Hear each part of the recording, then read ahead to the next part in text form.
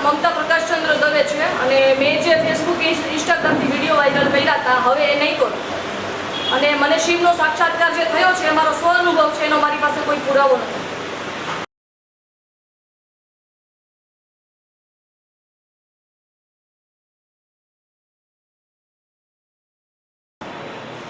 જામનગરમાં છેલ્લા કેટલાક દિવસથી પોતાને શિવજીનો સાક્ષાત્કાર થયો છે.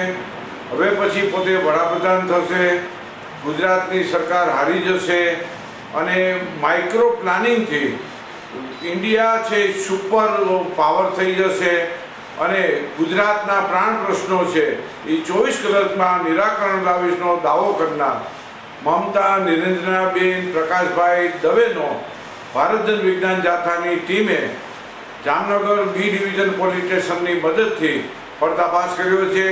તેને પોતાની ભૂલ કબૂલી લીધી છે. પોતાને કોઈ શિવજીનો સાક્ષાત્કાર થયો નથી. પોતે બ્રહ્મમાં આવી અને પોતે એક પ્રકારની માનસિક તણાવની અંદર આ કૃત્ય આચરેલું છે તેવી કબૂલાત આપી છે. આ વ્યક્તિએ પોતે 5100 રૂપિયા અને પોતાની પાર્ટી બનાવી છે, તેમાં 51,000 રૂપિયાનું ફંડ આપવું વગેરે બાબતનો ઉચ્ચારણો કર્યા હતા. તે તમામ પોતાની ભૂલ કબૂલી લીધી છે.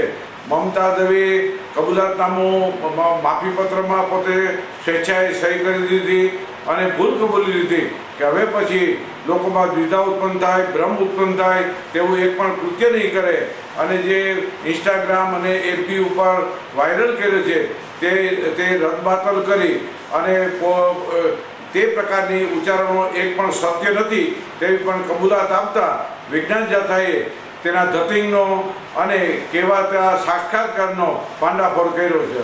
વિજ્ઞાન જાથા જામનગર જિલ્લા પોલીસ વડા, બી ડિવિઝનના પોલીસ સ્ટાફ સર્વેનો આ મમતા દવેના પર્દાફાશની અંદર સહકાર આપવા બદલ આભારની લાગણી વ્યક્ત કરે છે.